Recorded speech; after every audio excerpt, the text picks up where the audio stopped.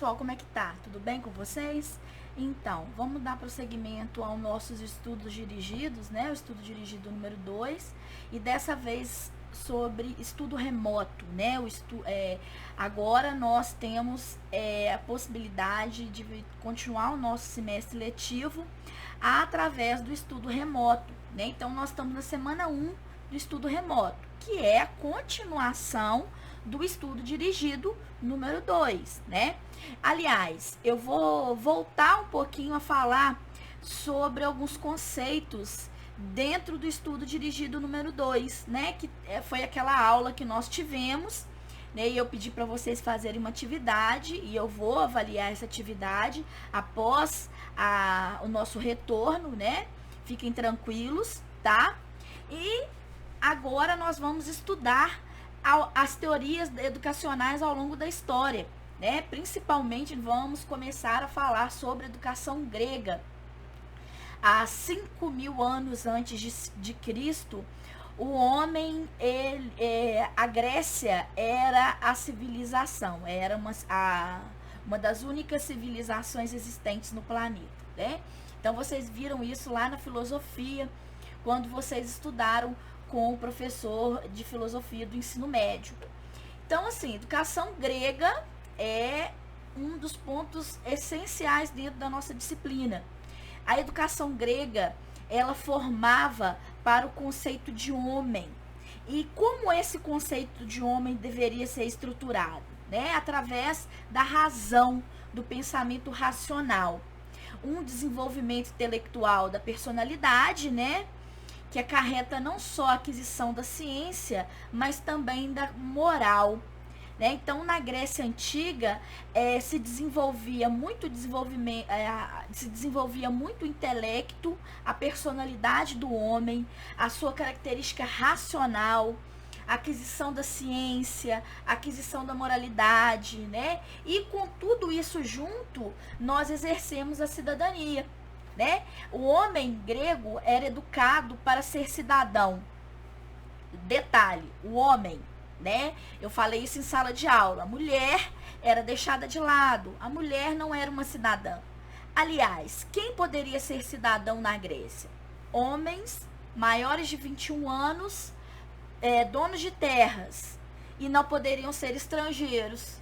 Então você tinha essa exclusão da mulher, do estrangeiro, né? Então ser cidadão era uma pequena parcela da população, né? É uma democracia direta, onde os homens cidadãos poderiam inferir na prática da política, né? O que é política na Grécia Antiga? O bem-estar geral da população. Então vem a formação do homem grego e o conceito paideia. O que seria paideia? Né? É a formação integral do homem. A educação para os gregos tem uma grande obrigação, que é de formar o indivíduo, prepará-lo para a cidadania, preparar esse cidadão para desenvolver a cidadania. E aí você tem o desenvolvimento intelectual da personalidade, né? Daí o papel da filosofia, como a formação do homem em todo o seu aspecto de conhecimento. Por isso que nós falamos que filosofia é o amor pela sabedoria. Ela surge na Grécia por esse motivo, para a formação intelectual e completa do homem. O homem era visto como ser racional, né? E deveria viver de acordo com a razão. E aí você tem um movimento de moral, né? A construção da moral, da cidadania e também do que é ser homem. É através da razão, né? E muito interessante que o cidadão tinha uma carga, uma responsabilidade moral muito importante, né? Porque era decidir os rumos da cidade-estado. Né? Então, para isso, ele tinha que ser muito bem educado, muito bem instruído pelos seus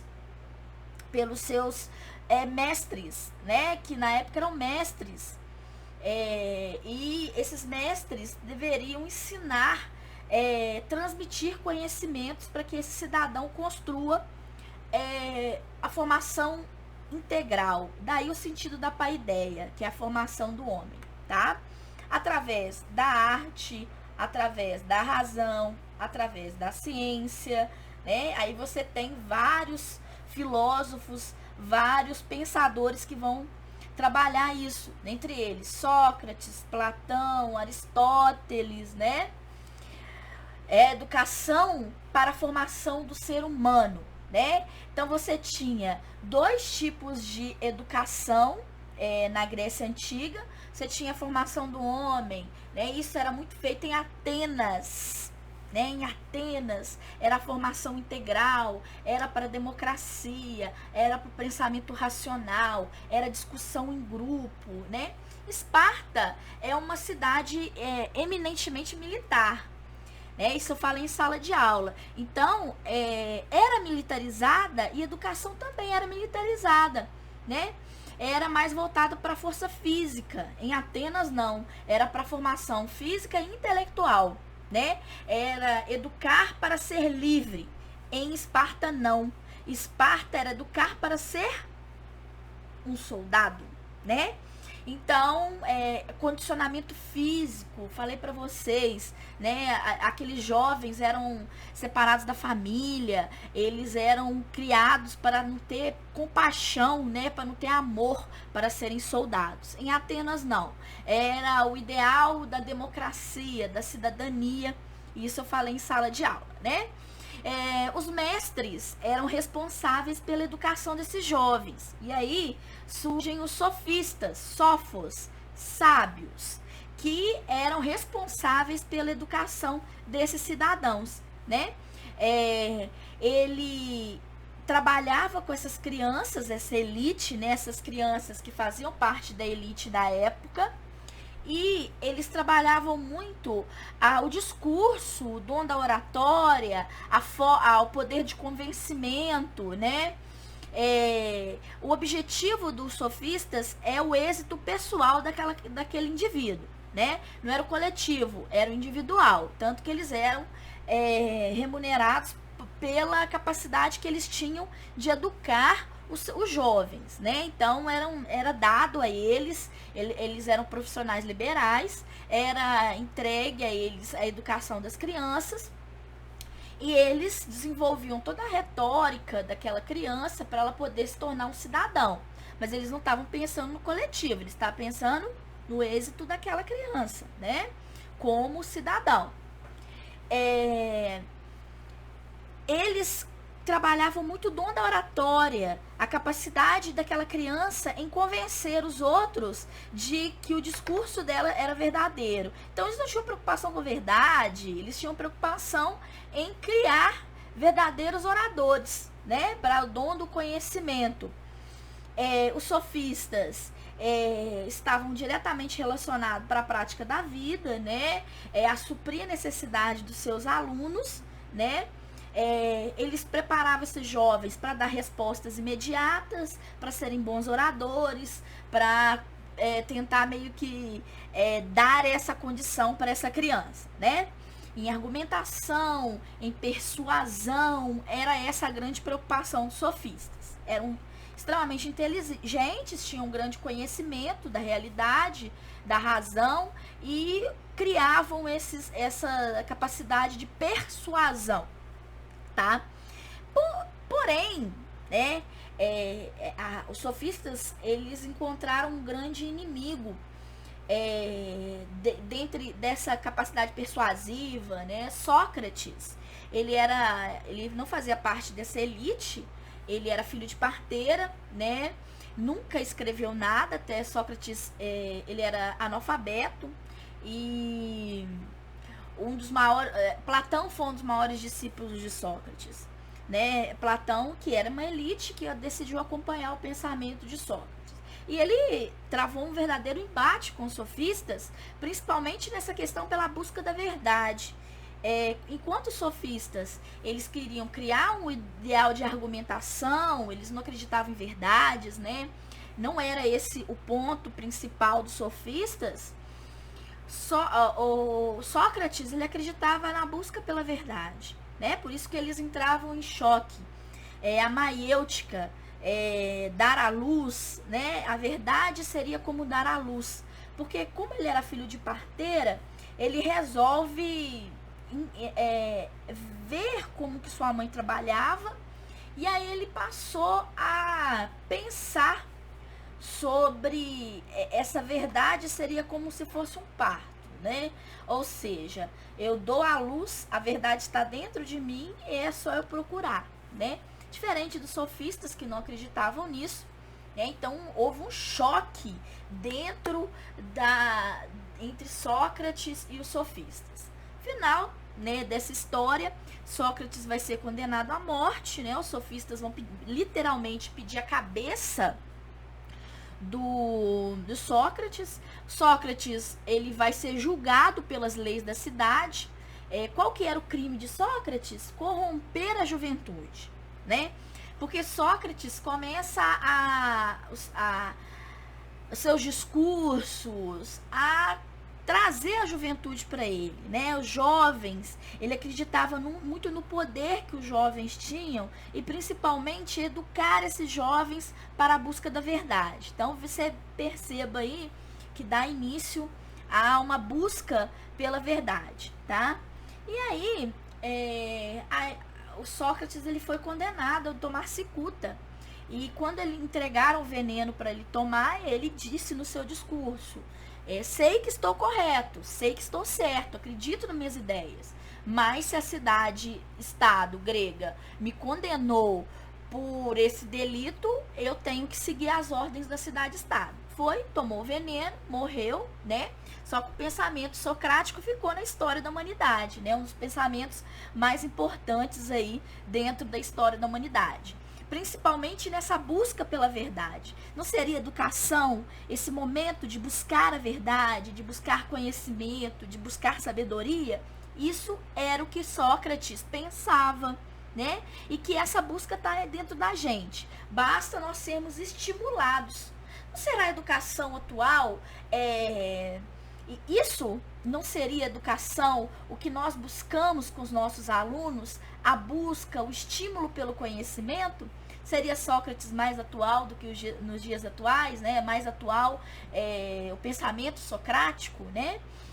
Enfim, só que na Grécia, apesar dessa grande influência no pensamento atual, no contemporâneo, a educação era para poucos, né? Por exemplo, Platão dizia que a educação era para uma elite, né? Isso que era um grande problema. Foi por esse motivo que eu trouxe a atividade para vocês da Malala. A Malala, ela foi impedida de continuar seus estudos por causa do regime político, né? E aí eu pedi para vocês escreverem uma carta fazendo a denúncia a essa exclusão no direito da educação, né? Então, na Grécia também acontecia isso. Poucos tinham esse direito à educação. Apesar de ser um lindo discurso de educação como construção, como a busca pela conhecimento, né? Infelizmente, mas era para poucos. Então, isso era a Grécia. Isso foi o que eu falei na sala de aula. Agora nós vamos para outro momento da história da humanidade, que é o que mais nos interessa nesse momento. Começou nosso estudo remoto, né? Que é na Idade Média. Acaba o período da Antiguidade, Grécia. Quais são as duas principais civilizações no período da Antiguidade? Grécia, Roma, correto? E começa um período da história no século V depois de Cristo, que nós conhecemos como Idade Média.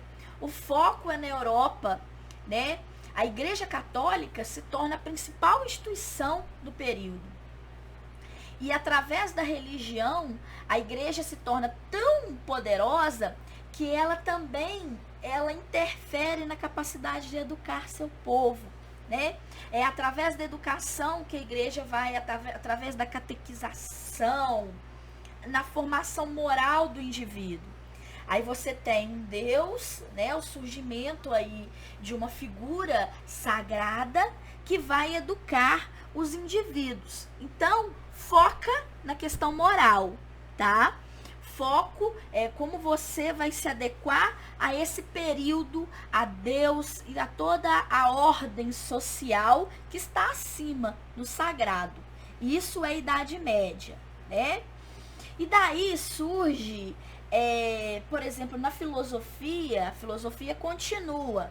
A patrística, que é a igreja primitiva, que ela tem essa tarefa de educar a construir uma reforma moral. Principalmente os seus fiéis, os membros da igreja, eles têm que se moldar de acordo com a moralidade cristã, nem que seja à força, né? Foi criado o Tribunal de Inquisição, e isso vocês estudaram história lá no ensino médio. Qual que era a responsabilidade do Tribunal da Santa Inquisição, né?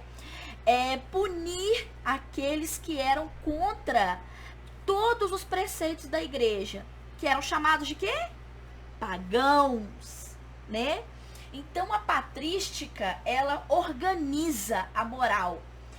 A moral é organizada por essa patrística que nós chamamos de igreja primitiva, né? Que vai organizar a Idade Média e vai fornecer toda a educação moral aos membros da igreja.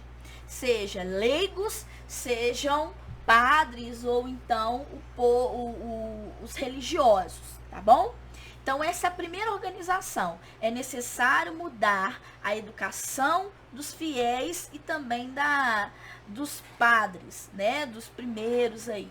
Então, nós vamos criar pequenos estabelecimentos, no caso a igreja, no caso, enfim, o seminário, né, que é para a parte dos não leigos, né, para educar os leigos. Então, e aqueles que forem contra, eles são jogados no Tribunal de Santa Inquisição. Dentro dessa patrística, desse movimento inicial de educação dos fiéis, né, através dos preceitos da igreja, surge uma figura muito importante, que é chamada de Santo Agostinho.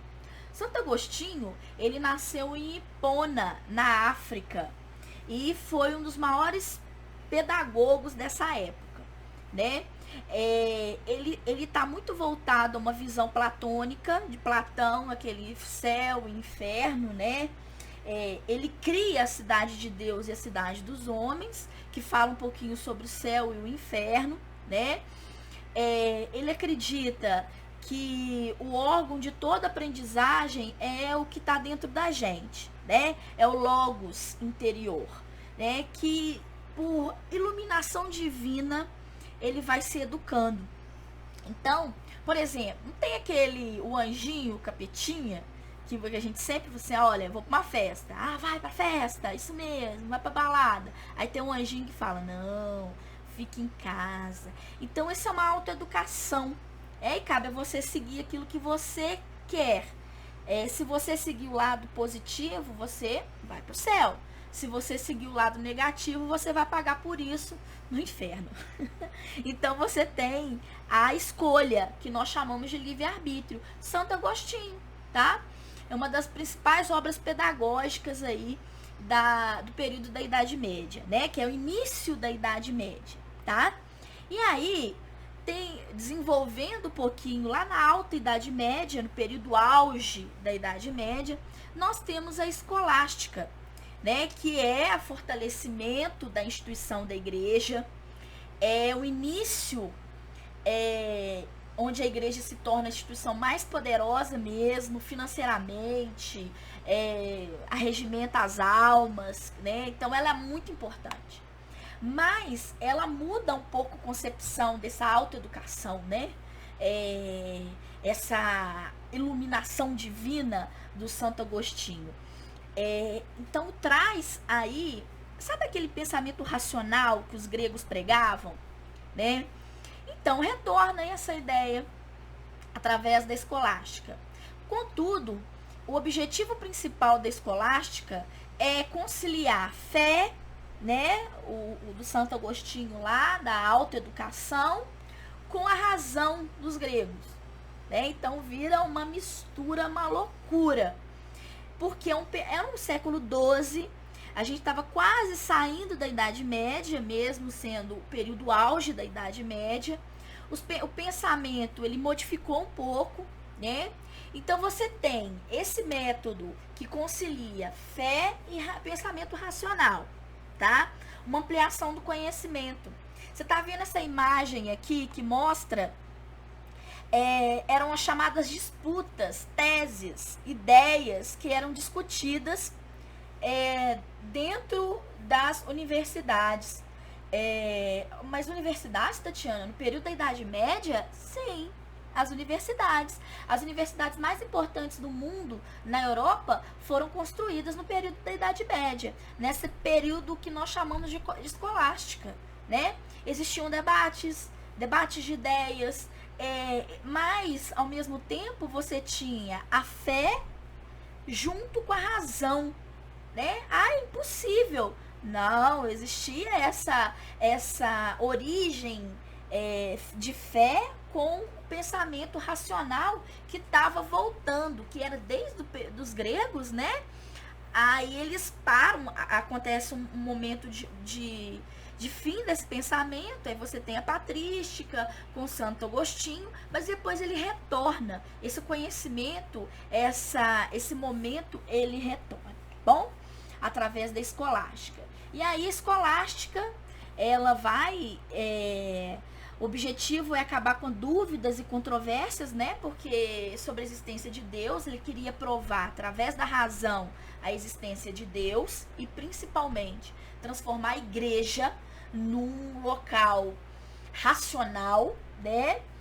Os dogmas da igreja se tornando racionais, uma argumentação que as pessoas acreditavam através da lógica, da filosofia, principalmente uma ajuda aí de Aristóteles né?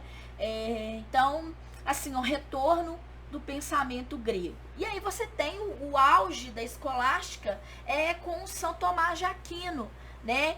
Com a questão da teologia e da filosofia juntas. O São Tomás de Aquino, ele queria mostrar a existência do pensamento de Deus enquanto um ser racional, e não aquele ser do São Tomás de Aquino, do Santo Agostinho, de divino que está acima de todos, né? E que a gente tem que seguir, senão a gente vai ser punido por ele. Não, São Tomás de Aquino, ele queria provar a existência de um Deus racional. E aí surgem aí os pensamentos, fé e razão juntos, tá?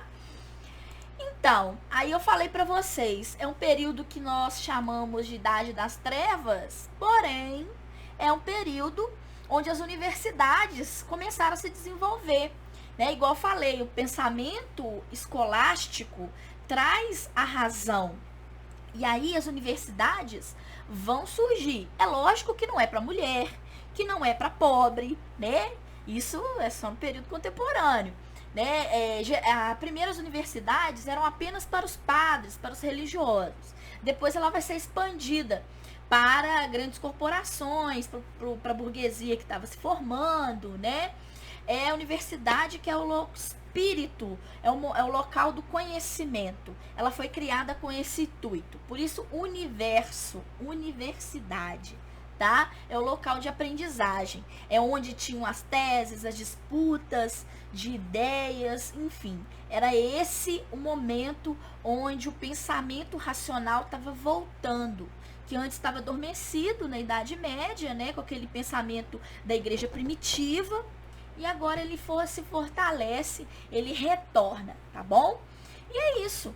Esse é o pensamento, e como era a educação, né? A forma de educar, tanto na patrística quanto na escolástica na Idade Média. Então, eram muito voltados para a religião, né? Eram extremamente, mesmo na patrística tendo fé e razão, mas a fé ainda permanece, né? Extremamente voltado para moral, para moldar aquele indivíduo através da moralidade cristã, né? Fato esse é que surgiu a Inquisição, tá, pessoal? Que vai punir esse indivíduo, tá? Caso ele fosse contra os dogmas da igreja, chamava de pagãos, né? Então, assim, é uma preocupação na educação moral desse povo. Então, eu sugiro a vocês que vejam O Nome da Rosa, que é um filme que foi criado para trabalhar com essa ideia, né? Como que as bibliotecas, o pensamento, ele era vigiado pela igreja, né? Então, gente, é isso. É um momento, mas quer dizer que não tenha conhecimento, né? Você vê que as universidades foram criadas nesse período. Né? Você tem São Tomás de Aquino, Santo Agostinho, né? Que foi o início da igreja primitiva, com aquela autoeducação do povo, e com a questão da escolha. O indivíduo tem o livre-arbítrio, ele tem escolha. Se ele for escolher o caminho do mal, ele vai pagar por isso. Se ele escolher o caminho do bem, ele vai continuar, beleza? Ele vai ser agraciado com os céus. E depois você tem o pensamento do São Tomás de Aquino, que é um pensamento mais voltado para a racionalidade, tá bom? Então é isso, vejam esse vídeo. Eu vou ter essa semana na segunda-feira disponível para vocês no primeiro horário para tirar todas as dúvidas na nossa super live. Quem não tiver lido o material, eu vou voltar a falar um pouquinho sobre Idade Média. E eu espero que vocês interajam no fórum, tá? O fórum vai continuar. Leiam o material, vejam o vídeo e estou à disposição, tá? Eu queria agradecer vocês pela presença e a paciência nesse vídeo, agradecer a arte de atrair coisas boas, e nesse momento nós estamos precisando muito disso, tá bom? Tô com muita saudade e obrigada, meu povo, por tudo. Grande abraço, tá bom, gente?